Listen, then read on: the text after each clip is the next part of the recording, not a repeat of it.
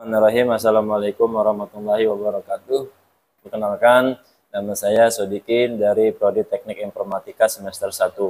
Di sini saya akan membuat video untuk menjawab dari pertanyaan untuk tugas UAS yang diberikan oleh Ibu Ari selaku dosen pengampu mata kuliah PPKN. Di sini diberikan 3 pertanyaan mengenai pembelajaran PPKN ini untuk tugas UAS, yaitu pertanyaannya di sini yang pertama adalah analisislah mengapa perlu dipertahankan eksistensi filsafat dan ideologi Pancasila dalam kehidupan berkebangsaan Indonesia. Baik, izinkan saya untuk menjawab pertanyaan yang nomor 1.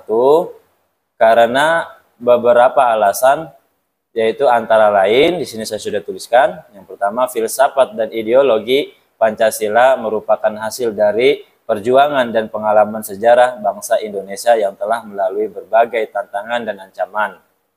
Pancasila adalah identitas dan jati diri bangsa Indonesia yang tidak bisa digantikan oleh ideologi lain manapun. Filsafat dan ideologi Pancasila memberikan arah dan pedoman bagi bangsa Indonesia dalam mencapai cita-cita nasional, yaitu mewujudkan masyarakat yang adil dan makmur. Pancasila juga menjadi dasar bagi penyelenggaraan negara dan pemerintahan yang demokratis, berdaulat, dan berkeadilan. Filsafat dan ideologi Pancasila mengandung nilai-nilai universal yang sesuai dengan hakikat dan martabat manusia. Pancasila menghargai keragaman dan kebinekaan yang ada di Indonesia, serta menjunjung tinggi nilai-nilai kemanusiaan, toleransi, dan persaudaraan. Filsafat dan ideologi Pancasila menjadi sumber inspirasi dan motivasi bagi bangsa Indonesia dalam menghadapi tantangan dan perubahan zaman. Pancasila mampu beradaptasi dan bertransformasi sesuai dengan perkembangan ilmu pengetahuan, teknologi, dan globalisasi. Nah, saya rasa itu jawaban untuk nomor 1 dari saya. Selanjutnya, pertanyaan yang kedua. Jelaskan definisi ketahanan nasional serta analisislah mengapa era globalisasi dapat mengancam ketahanan nasional bangsa.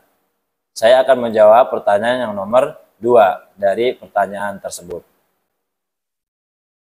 Jawabannya adalah, ketahanan nasional adalah kondisi dinamis suatu bangsa yang berisi keuletan dan ketangguhan yang mengandung kemampuan untuk mengembangkan kekuatan nasional dalam menghadapi dan mengatasi segala bentuk ancaman, gangguan, atau hambatan baik yang berasal dari dalam maupun luar negeri, yang secara langsung atau tidak langsung membahayakan integritas, identitas, kelangsungan hidup bangsa dan negara, serta perjuangan nasional.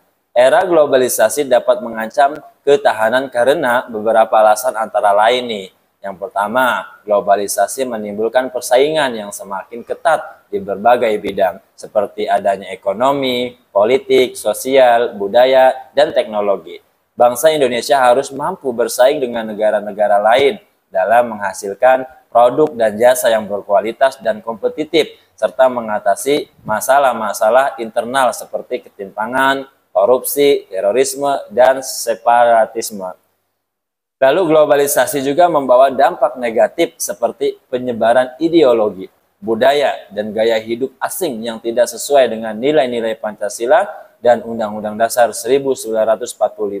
Hal ini dapat mengancam identitas dan keutuhan bangsa Indonesia yang beragam dan berbineka.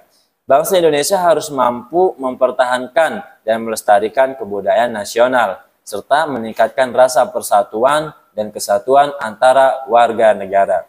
Dan globalisasi juga meningkatkan potensi ancaman non-tradisional seperti bencana alam, wabah penyakit, perubahan iklim, dan cyberisme. Hal ini dapat mengganggu stabilitas dan keamanan nasional serta mengurangi kesejahteraan rakyat. Bangsa Indonesia harus mampu mengantisipasi dan mengatasi ancaman-ancaman tersebut dengan memperkuat sistem pertahanan dan keamanan nasional serta kerjasama internasional.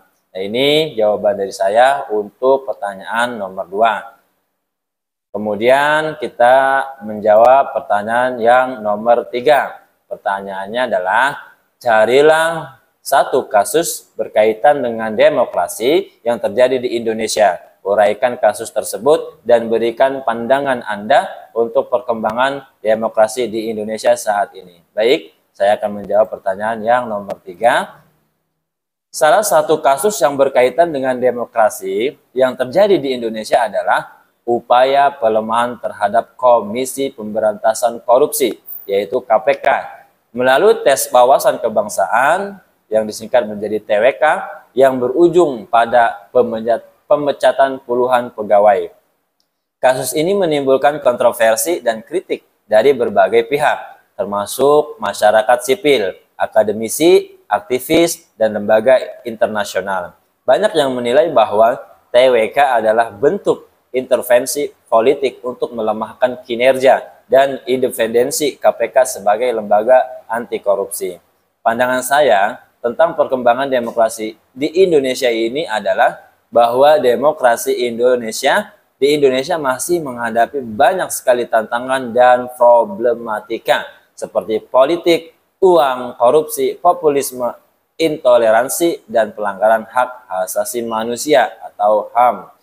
Demokrasi ini di Indonesia juga belum mampu memberikan kesejahteraan dan keadilan bagi seluruh rakyat, terutama bagi kelompok minoritas dan marginal. Oleh karena itu, saya berharap bahwa demokrasi di Indonesia dapat diperkuat dan diperbaiki melalui partisipasi, diperkuat aktif dan kritis dari masyarakat, reformasi sistem politik dan hukum, serta penegakan akuntabilitas dan transparansi pemerintah.